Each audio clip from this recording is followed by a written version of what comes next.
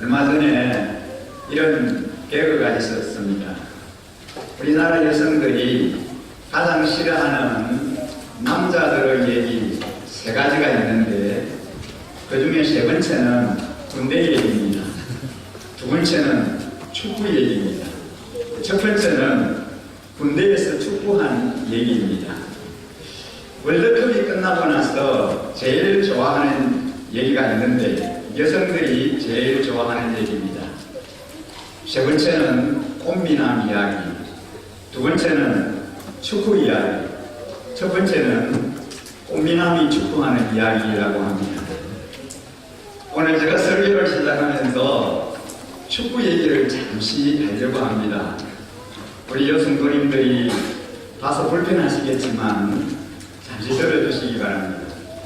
꽃미남이 축구하는 얘기도 아니고 군대에서 축구하는 얘기도 아닙니다. 오늘 제가 드리고 싶은 이 축구 얘기는 우리 귀염둥이 어린이들의 축구 얘기입니다. 그리고 목장에 참석하는 멋진 우리 아빠들의 축구 얘기입니다. 매주일 목요일 저녁이 되면 6시 30분에 소도방공원 풋살장에서 1시간 40분 동안 우리 어린이 축구 교실을 진행하고 있습니다. 참여하는 어린이들은 6세에서 이제 초등학생 또래의 어린이들입니다. 우리 성도님들의 자녀들과 어머니들이 품고 기도하는 이 VIP들의 아이들도 몇 명 있습니다. 지난주에 보니까 20명이 넘는 그 어린이들이 모여서 아주 즐겁게 그 축구 교실에 참여를 하고 있는 것 제가 봤습니다. 코치 선생님이 우리 부목사님의 지도하에 아빠들이 몇 분이 도우미로 섬기는데 축구공으로 시작한 이 축구 수업에 아이들이 정말 재미있습니다. 그 아이들이 그냥 빠져드는 거예요. 그렇게 진행된 이 축구 교실이 마지막 하이라이트는 어린이들이 두 팀으로 나누어서 색깔 있는 조끼를 나누어 입고 미니 축구 게임을 하는 거예요. 거기 보니까 6살 된 여자아이도 있고 하여튼 그 아이들이 어우러져서 두 팀이 되어서 공을 따라다니면서 재밌게 축구를 하고 공을 쫓아다니면서 즐기는 것입니다. 정말 이 아이들이 잘 뛰더라고요. 너무너무 잘 뛰는 거예요. 공을 쫓아다니는데 얼마나 잘 달리는지 그리고 얼마나 즐겁게 재미있게 축구를 하는지 제가 보고 깜짝 놀랐습니다. 우리 어린 아이들이 그렇게 축구를 좋아하는지 제가 몰랐습니다. 그렇게 축구하는 것을 보면서 제 마음이 너무 기쁜 거예요. 주체할 수 없을 정도로 그렇게 즐거웠습니다.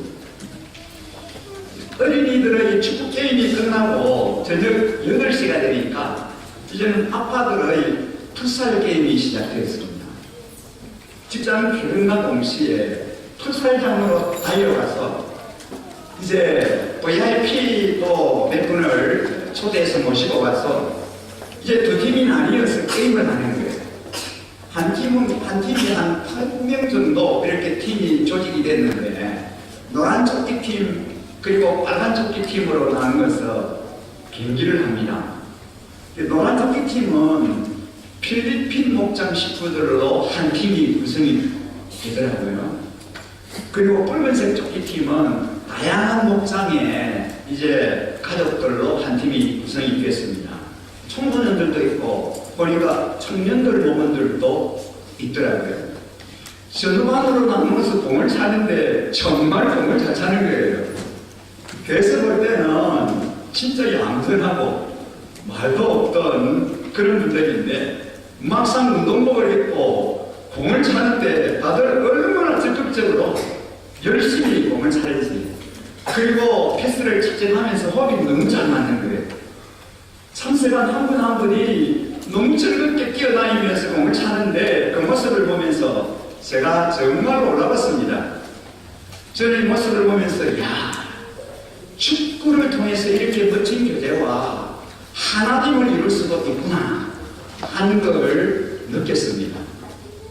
저도 가만히 보고만 있을 수가 없었습니다. 옛날 생각하고 저도 옛날에는 좀 공을 찼거든요. 그리고 헐헐 날아다닐 거라는 생각이 들었어.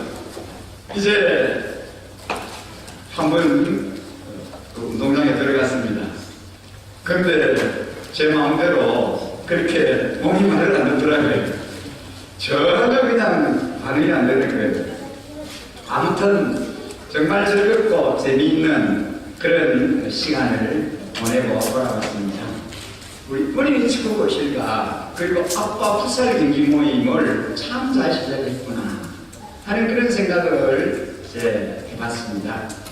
우리 일신 어린이 여러분 그리고 일신 가족 여러분 이번 목요일을 기대합니다. 비 오지 않고 즐겁게 게임할 수 있도록 기대합니다. 여러분 우리는 3월에 다시 시험이라고 하는 큰 주제를 가지고 말씀을 같이 나누고 있습니다. 첫 주는 기도로 다시 세우자 되었습니다. 두 번째 주는 말씀으로 다시 세우라는 주제였습니다. 지난주일 세 번째는 기억으로 다시 세우라는 말씀이었습니다. 넷째 주인 오늘은 용서로 다시 세우라는 그런 제목으로 말씀을 나누려고 합니다. 우리 일신가족 여러분, 사랑하는 우리 어린이 여러분, 사랑의 절정이 무엇이라고 생각합니까? 사랑의 클라이막스, 사랑의 가장 그 절정, 여러분 무엇일까요? 사랑의 절정은 용서입니다. 죄인들이 받을 수 없는 그런 참으로 큰 그 용서, 죄인들에게 일어난 가장 큰 변화가 바로 용서라고 하는 기적입니다. 그 용서의 사랑이 위태로운 관계를, 위태로운 공동체를 다시 세워주기 때문입니다. 예수님은 1만 달란트 빚진 자의 비유를 통해서 한계없는 용서를 우리에게 가르쳐 주십니다. 오늘 우리가 읽은 이 마태복음 18장은 교회 안에서 우리가 형제와 자매에게 어떻게 관계를 해야 하는지에 대해서 교훈합니다. 사랑하는 일신 가족 여러분 신앙생활은 관계입니다. 먼저는 하나님과의 관계, 다음은 주변 사람들인 이웃과의 관계입니다. 이 두 관계를 잘 맺어가야 합니다. 그런데 이 관계에서 문제가 생기면 우리의 삶에도 문제가 생기게 됩니다. 오늘 말씀은 주변 사람들과의 관계 속에서 어려움이 있을 때 해결 방법을 우리에게 제시해 줍니다. 형제가 자신에게 죄를 지을 때 얼마나 용서를 해야 하는지에 대한 말씀입니다. 베드로가 예수님에게 이렇게 질문을 합니다. 예수님, 형제가 나에게 죄를 범하면 몇 번이나 용서해야 할까요? 그렇게 물었습니다. 7번 정도 하면 되겠습니까? 라고 했습니다. 베드로는 7번이나 용서를 해주겠다라고 제안합니다. 당시 랍비들은 3번까지만 용서해 줄 것을 제안했습니다. 그렇다면 베드로의 제안은 굉장히 반대합니다. 그런데 예수님은 그 이상을 요구합니다. 7번뿐 아니라 70번을 70번까지라도 용서해라고 말씀합니다. 여러분 7번을 70번 하면은 몇 번이 됩니까? 몇 번이죠? 예, 490번입니다.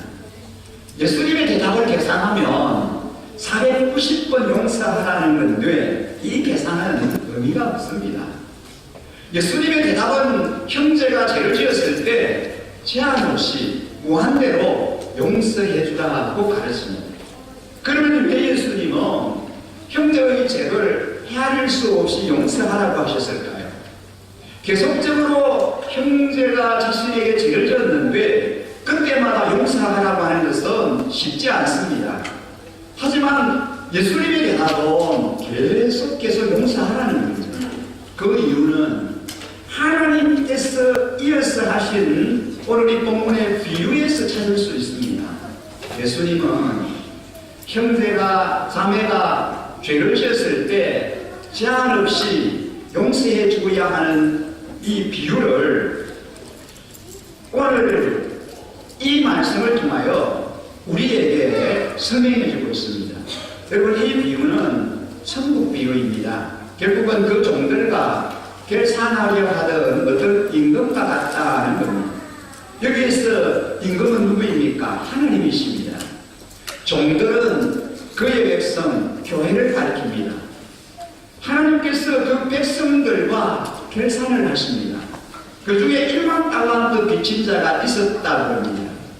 여러분, 이 달란트는 당시에 화폐 단위 중에 가장 큰 화폐 단위입니다. 이 한 달란트, 당시에 한 달란트는 노동자가 20년치의 월급에 해당됩니다. 그러면 1만 달란트 같으면 20만 년을 벌어야 하는 상상을 초월하는 날입니다. 따라서 1만 달란트는 6조 원에 해당되는 그런 금액입니다. 1만 달란트 빚이 졌다라고 하는 것은 도저히 갚을 수 없는 것입니다. 어떻게 그것을 갚을 수 있겠습니까? 이 사람은 어떻게 해서 이와 같은 빚을 졌는지 알 수 없지만 분명히 이 사람의 삶은 큰 문제가 있습니다. 이 사람의 인생은 완전히 파산했다라고 볼 수 있습니다. 또한 왕이 이 사람에게 큰 금액을 빌려준 것은 그에게 큰 자비를 나타낸 것을 알 수 있습니다. 결국 이 사람은 도저히 갚을 수 없는 빚을 진 자입니다. 왕은 그 사람에게 몸과 아내와 자식들과 모든 소유를 다 팔아서 갚으라고 명령합니다.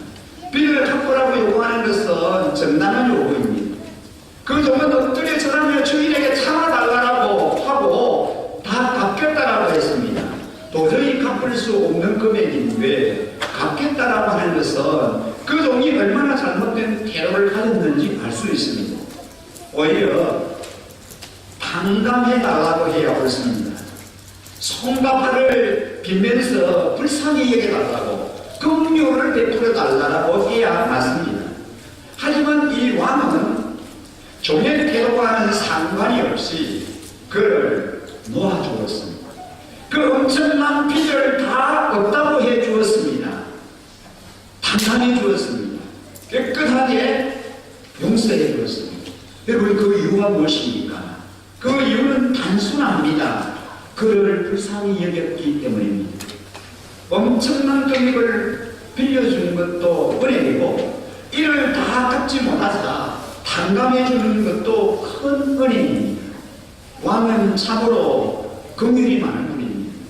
이 비유의 전반부는 하나님과 우리와의 관계에 대해서 말씀하고 있습니다. 여기서 빚은 죄를 말합니다. 우리가 하나님께 지은 죄를 말합니다. 1만 달란트의 빚을 졌다는 것은 우리가 하나님께 갚을 수 없는 엄청난 죄를 지었다라고 하는 사실입니다. 우리는 하나님께 죄의 빚을 진 자들입니다. 그것은 하나님의 율법을 어겼으며 거룩하신 하나님을 대적하였기 때문입니다. 1만 달란트를 빚졌다는 것은 우리의 죄가 얼마나 큰가를 보여줍니다. 여러분, 우리가 말이죠, 하루에 몇 번이나 하나님의 말씀을 어기며 삽니까? 가만히 한번 우리 자신을 한번 돌아보십시다. 내가 하루에 몇 번 정도 하나님의 말씀을 어기고 거역하면서 살고 있는가? 저와 여러분이 만일에 하루에 세 번 정도 하나님의 말씀을 어기는 죄를 짓는다고 생각해 볼까요? 그러면 1년이면 몇 번일까요? 하루에 3번 하나님의 말씀을 불순종하고 내 번대로 내 마음대로 산다. 하루에 3번 내가 죄짓고 실수하면서 산다. 1년이면 몇 번일까요? 1095번입니다. 여러분, 10년이면 얼마나 될까요? 10,950번입니다. 우리는 그 이상을 살았습니다. 10년 이상 우리가 살아왔습니다. 아니 20년, 30년, 수십 년 지금 우리가 살아가고 있습니다.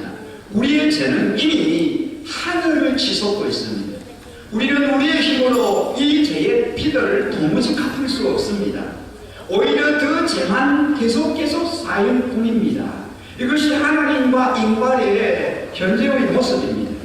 우리는 하나님께 헤아릴 수 없이 큰 빚진 자입니다.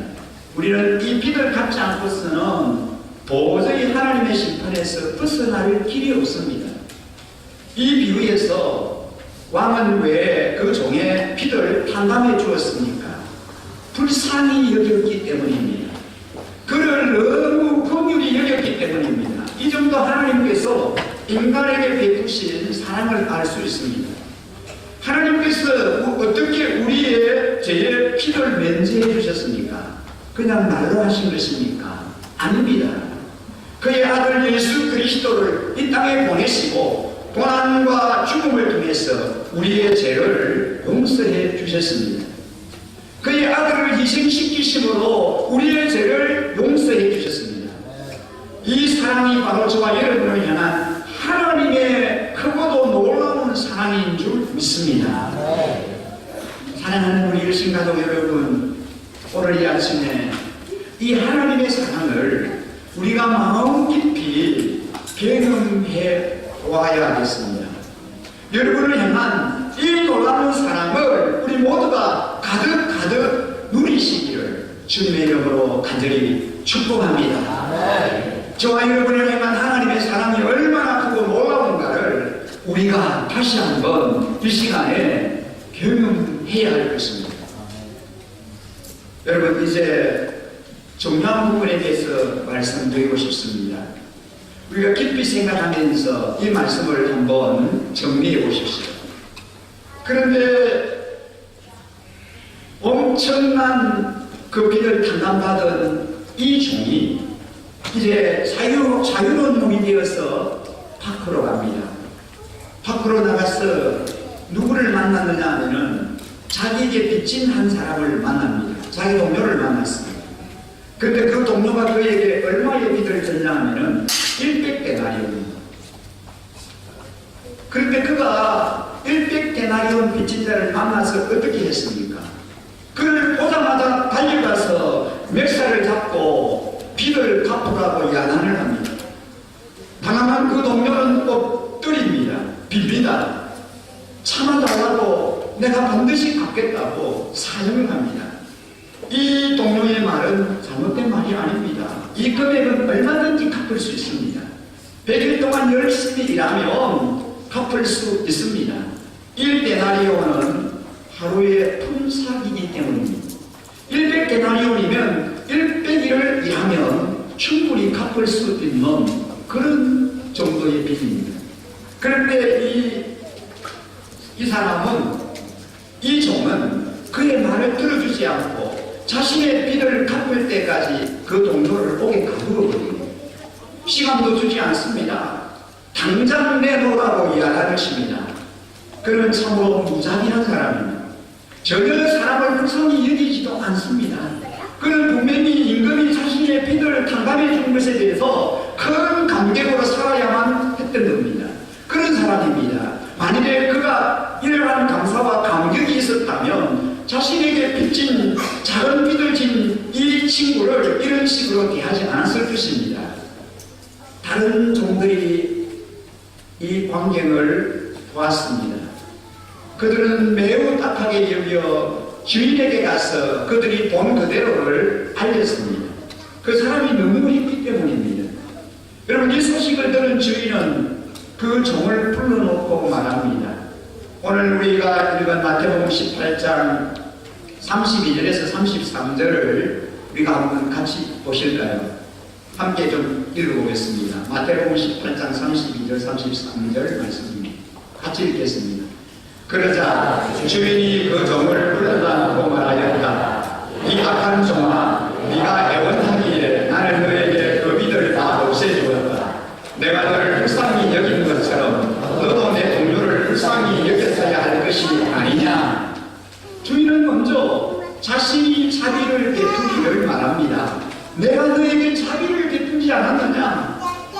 또한 그에게 자비를 베풀어야 한다고 요구합니다. 내가 그에게 자비를 베풀었던 것처럼 너도 그에게 자비를 말해서 하나님께서 너의 큰 죄를 용서해 주었다면 너도 너에게 죄 지은 형제의 작은 죄를 용서해 줘야 하지 않느냐라는 말씀입니다. 여러분, 오늘 이 비유의 결론은 33절 말씀입니다. 내가 너를 불쌍히 여긴 것처럼 너도 내 동료를 불쌍히 여겼어야 할 것이 아니냐. 이 부분이 베드로의 질문에 대한 최종적인 답변입니다. 형제가 우리에게 죄를 지으면 어떻게 해야 합니까? 선생님, 예수님, 형제가 내게 잘못하고 죄를 지으면 몇 번까지 용서를 해주어야 합니까? 어떻게 해야 합니까? 형제가 우리에게 계속해서 죄를 지으면 우리는 몇 번까지 용서를 해줘야 합니까? 3번입니까? 7번까지입니까? 아닙니다. 계속해서 용서해 줘야 한다라고 말씀합니다. 그 이유는 하나님께서 우리를 무한히 용서해 주셨기 때문입니다.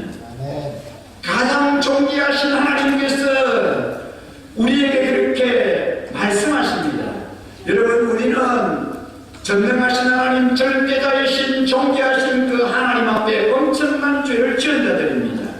그런데 그분은 우리의 모든 허물과 죄를 안끄리 용서해 주셨습니다. 그의 아들을 죽이시면서까지 우리를 용서해 주셨습니다.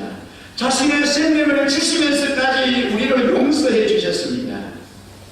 우리에게 계속해서 죄 지은 형제를 어떻게 대해야 합니까?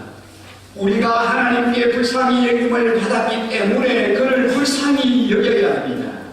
우리가 용서를 받았기 때문에 그의 죄를 용서해 주어야 합니다. 우리가 형제의 죄를 용서해 주는 것은 그가 하나님의 용서를 받았다는 증거입니다. 우리는 이 용서에 대한 예수님의 말씀을 우리의 삶의 현장에 구체적으로 적용해 보아야 합니다. 용서를 품어줌이라고 해석을 하면 좋겠습니다. 용서가 뭐냐? 품어줌이라는 것입니다. 우리는 예수님의 말씀처럼 용서해야 하고 품어줘야 하는 것을 우리의 머리로는 잘 알지만 우리의 가슴으로는 실천하기가 쉽지 않습니다. 우리 교회에는 품어주기 힘든 분들이 분명히 있습니다. 다른 사람들은 다 괜찮은데 도무지 저 사람은 품어줄 수가 없어 하는 그런 사람이 있기 마련입니다. 어떤 공동체이든 그 안에 품기 어려운 사람, 정말 받아들이기 어려운 사람이 있습니다. 사실 교회 안에도 있고 목장 안에도 있고 어떤 공동체든지 우리가 품기 어려운, 용납하기 어려운, 이해하기 어려운 그런 사람이 있기 마련입니다. 목사인 저도 오늘 예수님의 말씀 앞에 고민이 됩니다. 여러분, 예수님께서 말씀하신 것처럼 7번씩, 아니 70번씩, 아니 계속해서 용서해야 한다, 품어줘야 한다 라고 말씀하기 때문입니다. 이렇게 여러분에게 제가 설교를 하고 있지만 하나님 정말 그렇게 해야 되나요? 그 정도까지 해야 할까요? 하나님, 저 사람은 좀 아니지 않습니까? 저의 솔직한 심정입니다. 저와 여러분 다 똑같으실 것 같아요. 저와 여러분, 우리 모두가 이 말씀 앞에 우리 자신을 다 내려놓고 겸손히 설 수 있기를 바랍니다. 정말 이해할 수 없고 도무지 품어줄 수 없는 그 사람을 생각해 보십시오. 그런데 여러분, 사실 그런 사람이 바로 우리가 품어줘야 할 대상입니다. 우리가 안아야 할 대상입니다. 가만히 생각해 보세요. 교회의 목장에 애먹이는 사람이 있기 마련입니다. 어린이 목장, 청소년 목장, 청년 목장, 장년 목장 할 것 없이 그 사람이 나빠서 못해서가 아니에요. 그런 사람이 있습니다. 그렇다고 이 시간 여러분, 우리가 이리저리 찾지 마십시오. 그런데 목사님 아무리 찾아도 우리 목장에는 전혀 그런 사람 없습니다. 참 다행이에요. 우리 목장에는 한 명도 그런 분 없습니다. 여러분, 그럴 분이 계실 겁니다. 그런데 집에 가만히 돌아가셔서 가만히 한번 생각해 보세요. 내 자신이 바로 그런 사람일 수도 있습니다. 그렇습니다. 우리는 서로서로 부정함을 품어주고 안아줘야 합니다. 그 이상의 가족이기 때문입니다. 아멘. 우리가 주님 안에 한 가족 공동체로 뭉쳐질 때 모든 허물도 실수도 안고 갈 수 있습니다. 우리가 한 가족이기 때문에 가족 그 이상의 한 가족, 한 식구이기 때문에 어떤 허물도 어떤 실수도 우리가 안고 갈 수 있습니다. 우리의 목장이 사랑의 공동체가 될 때 모난 사람, 상처 입은 사람들을 품어주고 받아들일 수 있습니다. 우리 모두가 약합니다. 상처가 있고 회복이 필요한 자들입니다. 목장 안에서 상처가 치유되고 회복이 일어나게 되기를 주님의 이름으로 간절히 축복합니다. 아멘. 지금까지 이런 교회가 없었다. 이곳은 목장인가 가족인가? 지난주에도 그 얘기를 했는데 여러분 우리가 좀 깊이 생각을 해야겠습니다. 여러분 가족 그 이상의 가족 그 이상의 가족 같은 공동체로서 목장으로의 역할을 잘 감당하기 위해서 우리 목장이 빨리 작은 목장으로 나누어지고 분가가 되어야 하겠습니다. 우리 교회 젊은 목장은 너무 목장이 커졌습니다. 이제 가정에서 목장 예배를 드리기가 어려운 그런 실정입니다. 많이 모여서 좋아 보이고 재미있어 보이지만 타이밍을 놓치면 안 됩니다. 분가를 언제 해야 할까요? 분가를 언제 하면 제일 좋을까요? 자, 들어가면 따라해 보실까요? 가장 좋을 때, 가장 좋을 때, 가장 좋을 때, 가장 좋을 때, 분가는 제일 좋을 때, 제일 행복할 때, 분위기가 가장 좋을 때, 재미있을 때, 그때 분가를 해야 합니다. 정말 은혜로울 바로 그때에 분가가 이루어져야 합니다. 그 타이밍을 놓치면 안 됩니다. 목장은 세뇌 가정으로 구성이 될 때 가장 이상적입니다. 삶의 나눔도 깊어지고 VIP를 품고 간절히 기도하게 됩니다. 목장 식구가 너무 많으면 VIP에 대한 생각이 별로 없습니다. VIP를 데리고 오지 않아도 목장 식구가 많으니까 별로 VIP에 대한 그런 갈급함이 없어진다는 거예요. 목장 목녀분들이 목장 식구 관리하는 데 힘을 써야 하니까 관리 목장이 되어버리고 맙니다. 주말부터 부산 컵빛교회당에서 열리는 평신도 세미나에 저희 교회 목장 목녀님을 비롯해서 5분이 지금 참석 중에 있습니다. 다음번에는 부산 다운링 교회당에 3분이 신청한 상태입니다. 우리 열심가족들이 평신도 세미나에 참석해서 은혜를 받고 목장 성김에 대한 도전을 계속 받고 있습니다. 하나님께서 원하시는 신약교회를 세우는 목장교회, 목장 원교로 섬김이 오늘 가장 큰 축복이요 은혜인 줄 믿습니다. 네. 여러분 그러면 어떤 분들이 목장 목녀로 섬길 수 있을까요?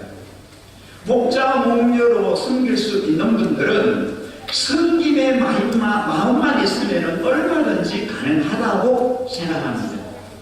신앙의 연수와 신앙의 경륜과 어떤 경력과는 상관이 없습니다. 영혼 구원의 열정만 있고 사람을 심으려고 하는 마음과 섬김의 마음만 있으면 가능합니다. 자리가 사람을 만든다 하는 그런 말이 있잖아요.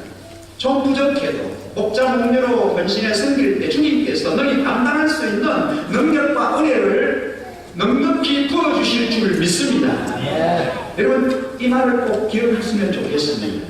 최고의 복음보다 좀 부족해도 목자 목녀로 섬김이 훨씬 낫습니다.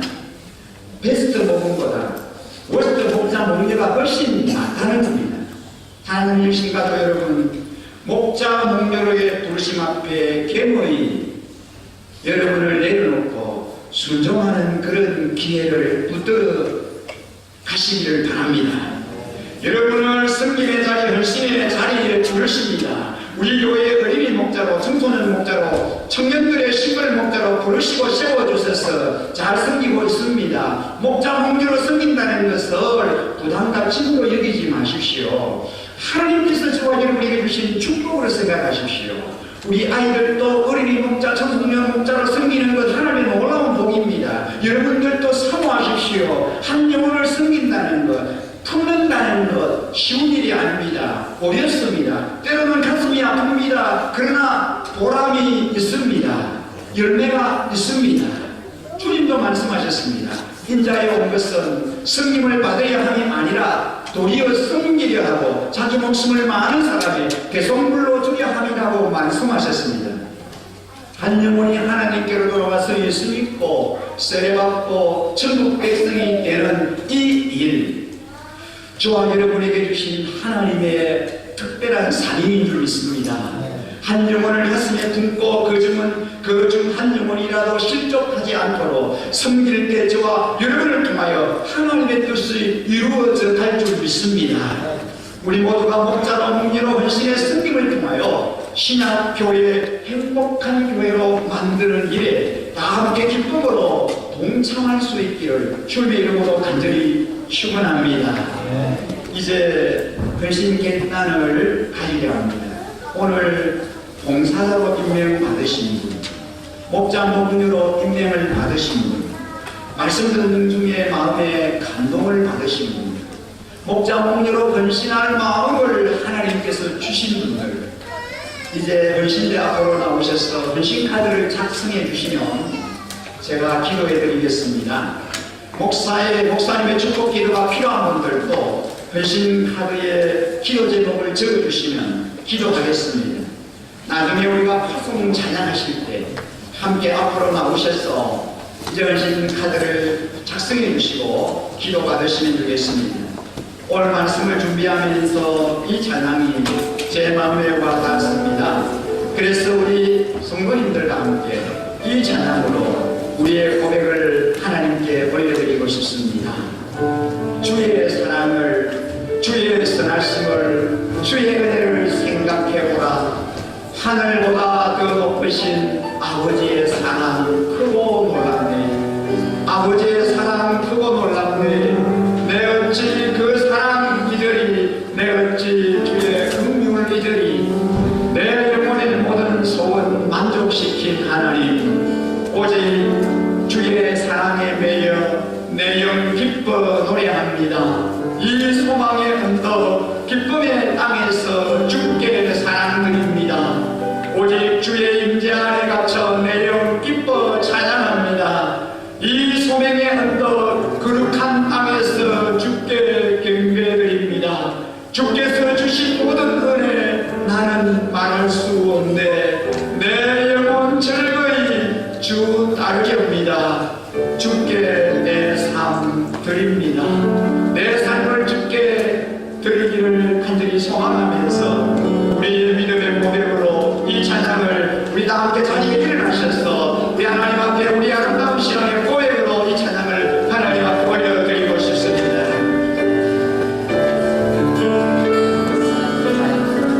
주의 사랑을, 주의 선하심을, 주의 은혜를